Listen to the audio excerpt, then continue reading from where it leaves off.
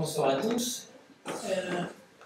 Il y a quelques années, c'est l'anesthésiste Renaud Guérin qui se mettait au vert, il était tranquille à Bayonne en 2014. Il était tranquille parce qu'il ignorait l'impact de son activité du quotidien sur l'environnement. Et donc aujourd'hui, 8 ans plus tard, c'est l'anesthésie qui doit se mettre au vert pour essayer de diminuer cet impact du quotidien. La problématique globale, bon, Isabelle Barthélémy nous l'a dit tout à l'heure, le système de santé est responsable de quasiment 10% des émissions globales de gaz à effet de serre, et bien sûr, l'hôpital représente la moitié de ces 10%, donc en gros 5% des émissions globales de gaz à effet de serre. Je vous ai rappelé très brièvement sur le côté ce qu'est un gaz à effet de serre. Globalement, c'est un couvercle, ce sont des gaz qui s'accumulent dans le ciel et qui vont empêcher les infrarouges de s'échapper vers l'espace, et donc ils vont réchauffer la planète avec, vous savez, l'industrie qui est mise en avant comme grand responsable du réchauffement, toutes les modalités de transport, l'agriculture et donc l'hôpital, malheureusement, qui en fait largement partie. Le bloc opératoire, c'est malheureusement le gros toxico de l'hosto, avec 3 grands postes responsables de ces émissions. On l'a évoqué tout à l'heure, c'est la consommation d'énergie globale, le chauffage, la clim, la ventilation, les éclairages, etc. C'est bien sûr l'empreinte carbone de l'ensemble des matériaux qu'on va utiliser et des déchets qu'on va générer, ce qui comprend aussi leur transport en amont et en aval, et c'est l'utilisation des gaz anesthésiques. Alors ça, c'est quelque chose dont on n'a pas du tout a priori la notion. Sur cette diapo, vous voyez que, certes, en fonction des pays, en fonction des hôpitaux, en fonction de leur taille, de leur vétusté, des bâtiments, la part des gaz anesthésiques dans l'émission de gaz à effet de serre est assez variable, mais enfin, elle est quand même globalement importante, voire majoritaire dans cet hôpital, dans ce grand hôpital canadien. Donc, c'est un vrai problème. Ça, c'est un problème aussi.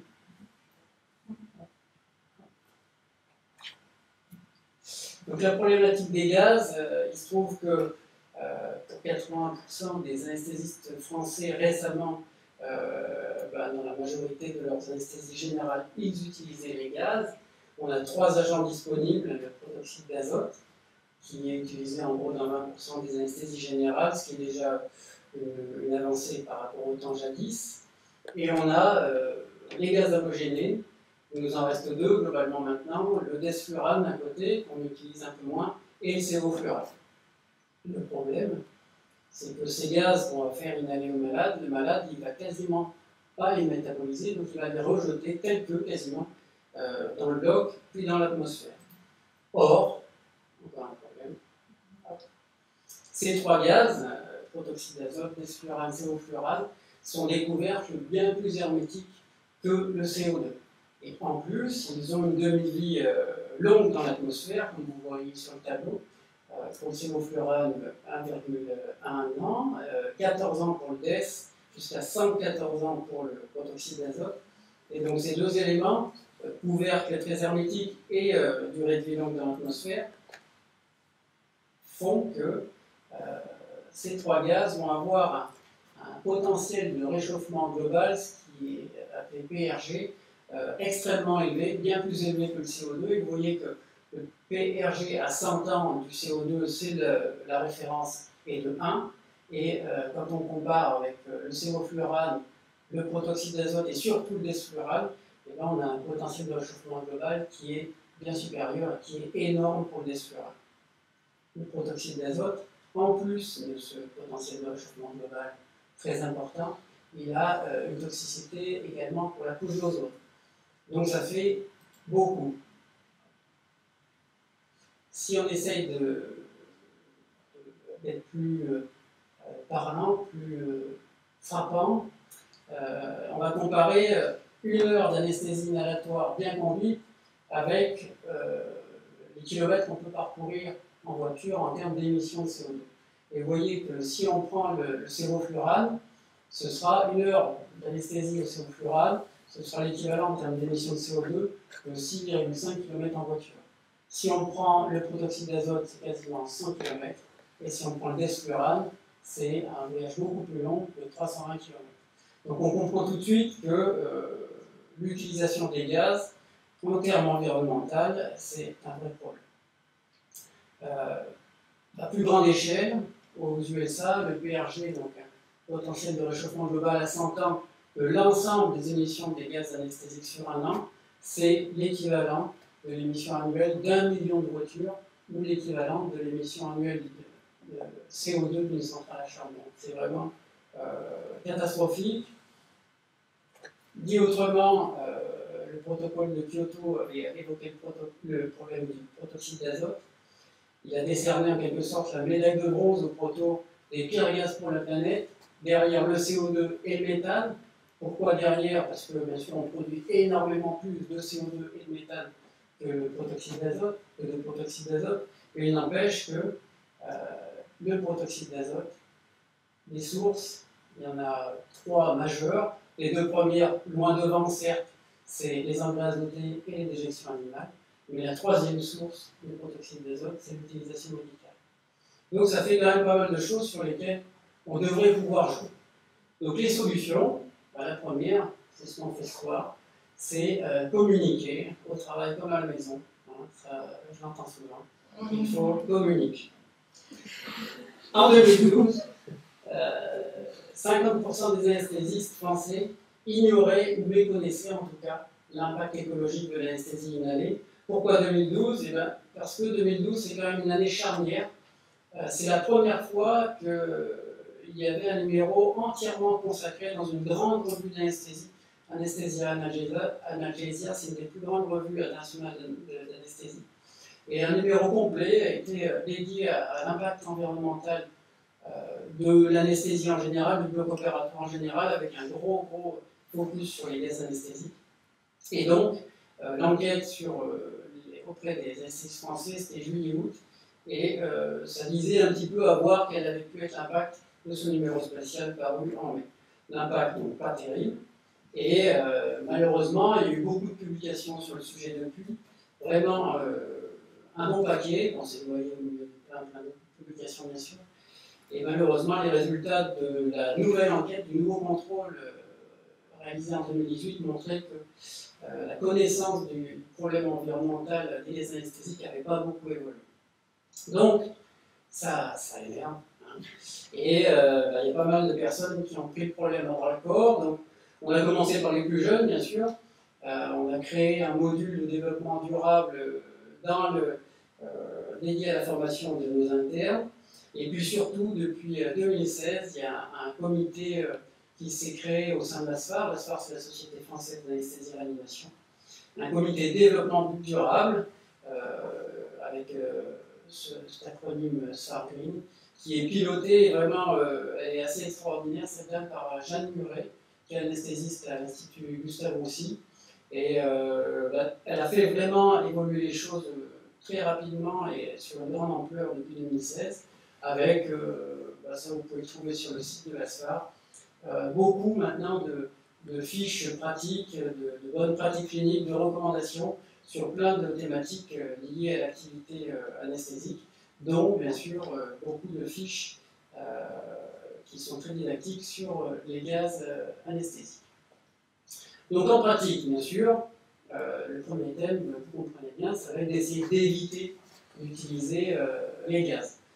Il y a pas mal de solutions, bien sûr, l'anesthésie loco-régionale seule, ça peut s'envisager, ça se fait beaucoup par exemple en orthopédie. Quand on peut le faire, il ne faut pas du tout négliger cette possibilité, à condition que le patient soit d'accord. Il y a des techniques plus, j'allais dire, ésotériques, mais en tout cas qui peuvent s'utiliser pour diminuer les doses d'anesthésiants. C'est l'hypnose, par exemple, c'est toutes les techniques de distraction, en particulier en pédiatrie, quand on veut utiliser des écrans, des blagues, des BD, etc. C'est bien sûr l'anesthésie intraveineuse pure. L'anesthésie intraveineuse pure, c'est la base, hein, surtout avec un produit qui s'appelle le propofol. C'est très souvent possible, en particulier si on a des dispositifs techniques disponibles qui vont permettre de faciliter l'administration avec une bonne posologie. Il y a quand même quelques problèmes, en particulier on l'a vu pendant le Covid, on a eu une vraie pénurie de propofol.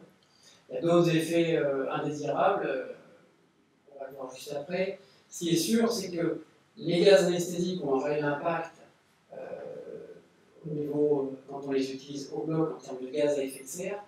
Mais en plus, pour les produire, c'est ce qui est en bleu ici, pour les produire, leur fabrication émet beaucoup de gaz à effet de serre à comparer de la production du propofol, et surtout, également, pardon, quand on les utilise au bloc opératoire, les gaz sont livrés sous forme de liquide, il va falloir les réchauffer pour les vaporiser, et cette vaporisation, elle va elle-même consommer pas mal d'énergie et donc émettre des gaz à effet de serre. Donc, on a l'impression, quand on voit ça, que sur tous les plans, le propofol est extrêmement bénéfique. C'est comme tout, quand c'est trop beau, il y a des loups. Donc, le propofol a des avantages, il a des inconvénients. En particulier, c'est un des produits, si ce n'est le produit. Peut-être qu'on pourrait mettre les chimiothérapies là-dedans aussi, mais bon, c'est un autre débat. C'est un produit qu'on gaspille énormément, le propofol. Donc, ça, quand on gaspille, ça a un coût économique, mais ça a aussi un coût environnemental, parce que le propofol est un vrai toxique pour l'environnement, et en particulier pour les milieux aquatiques. Or, de façon non rare, pour l'avoir fait, hein, il nous arrive de jeter les produits dans l'évier, quel que soit le produit. Si vous le jetez dans l'évier, il y a de grandes chances qu'il se retrouve après dans les nappes phréatiques, etc. Et c'est vraiment extrêmement toxique. Donc le propofol, si on le gâche, c'est déjà pas bien, mais en plus, il va falloir absolument l'incinérer. Qui dit incinération dit également un coût environnemental en termes d'émissions de CO2, tout sauf négligeable. Donc, c'est un problème. Et puis, le diable se niche souvent dans les détails, le propofol, c'est constitué à base de 10% d'huile de soja. Or, le soja, la culture du soja, c'est un des éléments qui est à l'origine de la déforestation, en particulier en Amazonie. Il y a l'huile de palme, l'huile, etc. Et il y a le soja. Et vous voyez, par cette petite illustration, que quand même, il faut tout prendre en compte quand on pense environnement et gaz à effet de serre. Dernier petit point, alors c'est une vision très court-termiste, mais le propofol coûte plus cher que l'anesthésie inhalatoire si on prend vraiment le coût du produit immédiat. Alors, rationaliser, ensuite, si on choisit d'utiliser des gaz anesthésiques, il va falloir essayer de rationaliser leur utilisation. Et donc, vous l'avez compris avec le début de la présentation, il va falloir essayer de changer d'agent inhalé. Et donc, on va essayer d'éviter le desflurane et d'éviter le protoxyde d'azote. On l'a vu, le desflurane, c'est lui qui a le PRG à 100 ans le pire de tous les gaz anesthésiques. En plus, sa fabrication, on l'a vu, est extrêmement émettrice de gaz à effet de serre, sa vaporisation aussi. Donc, si on doit faire un halogéné, il va falloir éviter au maximum le desflurane, et en plus, il est plus cher que le sévoflurane. Donc, vraiment, il n'a globalement aucun avantage. Donc, si on doit faire du sévoflurane, et il y a quand même un gaz halogéné, pardon, si on doit faire un halogéné, rien ne justifie l'utilisation du desflurane, si ce n'est que c'est un des gaz qui est arrivé avant le sévoflurane, qui avait un gros marketing sur lui, et qu'il aurait peut-être quelques petits avantages pharmacocinétiques, mais qui en fait sont négligeables. Donc, gloire au sévoflurane, alors que j'ai aucune participation dans ce produit. Sur le proto, on l'a vu, le PRG à 100 ans à autour de 300, peu d'intérêt en fait sur le versant anesthésique, il restera quelques exceptions, en particulier pour la pédiatrie, pour quelques gestes courts, en particulier en consultation, pour des petites exérèses, des choses un petit peu douloureuses. En plus de tout ça, le proto, il faut une installation dédiée, une installation murale, donc ça a un coût, au moins quand on construit un hôpital, et après, il faut entretenir tous ces réseaux tuyaux qui n'a qu'une envie, c'est fuiter. Et l'entretien est coûteux, donc l'installation et l'entretien sont coûteux. Pour ajouter à ça probablement une toxicité humaine, même si elle est très certainement surévaluée, et ben ça fait qu'il y a pas mal d'endroits qui, déjà depuis une quinzaine d'années, ont aboli complètement le poteau. Ils ont dit ça ne sert à rien, c'est toxique pour l'environnement, ça ne sert à rien. Donc on le supprime depuis 2008 dans un des CHU de Bordeaux, depuis 2013 à l'IG, là où travaille Jeanne Muret, et il y a d'autres exemples depuis. Donc, feu le poteau. Autre solution pour rationaliser l'utilisation des gaz, et ben c'est, comme on l'a dit, si on fait nager, on peut aussi régulièrement associer une anesthésie loco-régionale. On peut mieux monitorer la profondeur de notre anesthésie, que ce soit intraveineuse ou avec les halogénies, grâce à différentes technologies.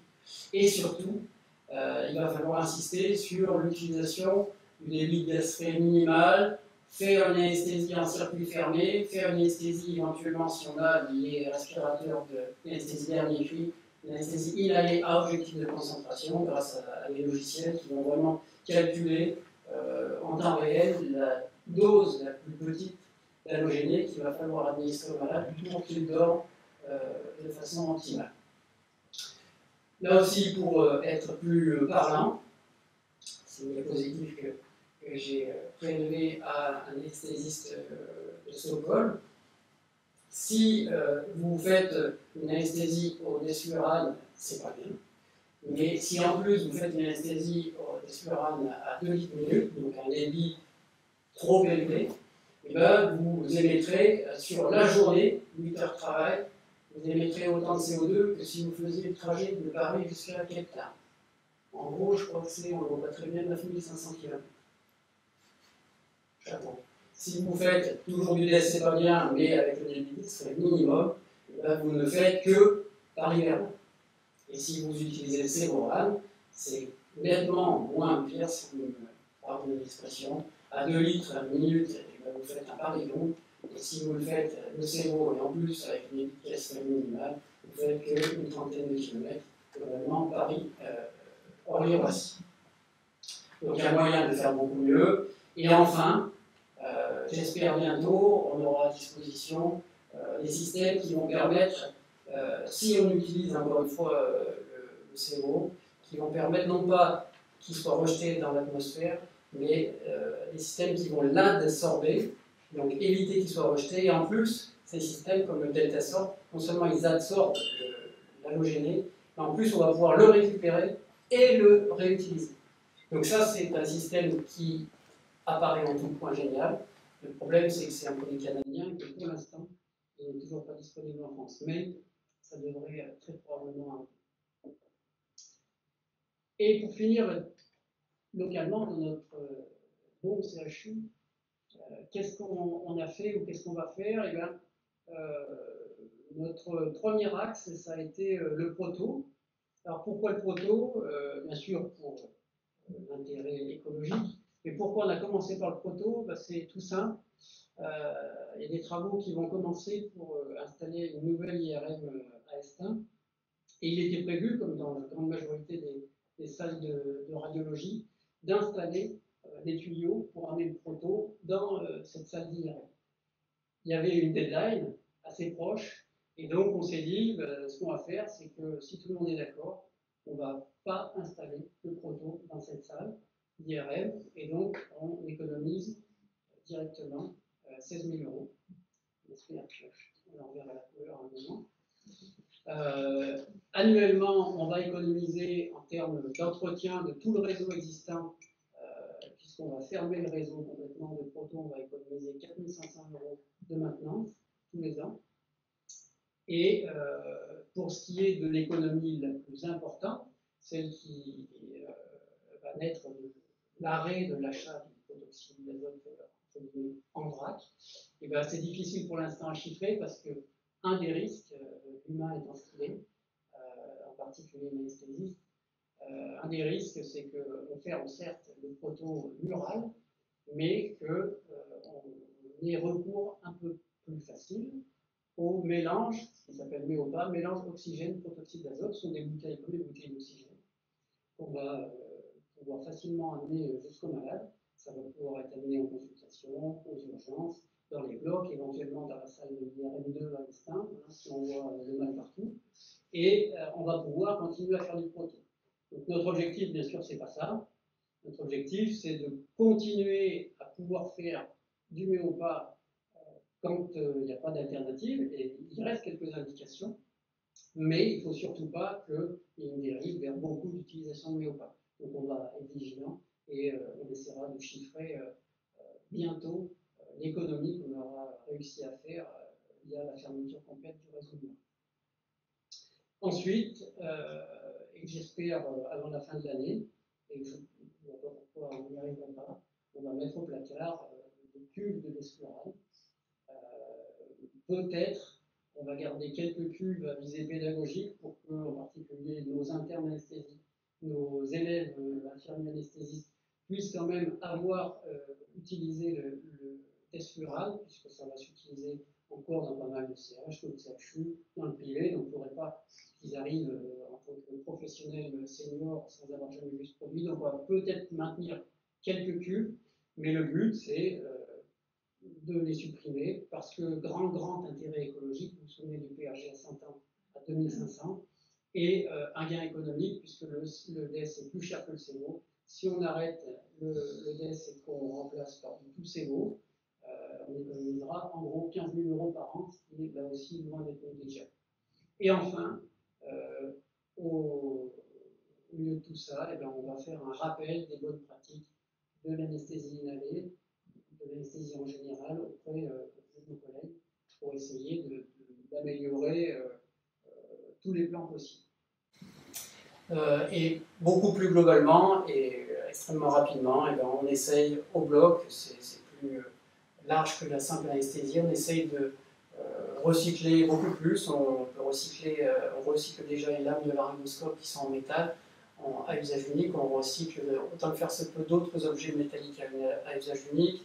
Il faut qu'on s'attache à recycler le cuivre qui est contenu dans pas mal de câbles, en particulier d'instruments de cystoscopie. Le cuivre, ça se revend extrêmement cher. On va essayer de continuer à récupérer plus de verre, voire à recycler le verre médical. Remettre en question de l'usage unique, rationaliser certains sets où il y a beaucoup trop de choses, des sets pour faire les péridurales, pour mettre en place les cathéters centraux, il y a plein de choses qui servent à rien. Donc on doit pouvoir faire mieux pour faire moins de déchets, rationaliser ça, on l'a fait, et c'est un gros succès, rationaliser le tri des déchets et faire beaucoup moins, mettre beaucoup moins de déchets en dasserie et beaucoup plus en déchets standards. C'est un gros gain économique, un gros gain en termes de gaz à effet de serre parce que les dasseries sont incinérées. Et enfin, il y a plein de choses plus simples pour atténuer la consommation d'énergie, plus simple, probablement trop simple. Il faudrait qu'on éteigne le clim, ventilation, etc. au bloc quand on n'y travaille pas, ce qui n'est pas fait.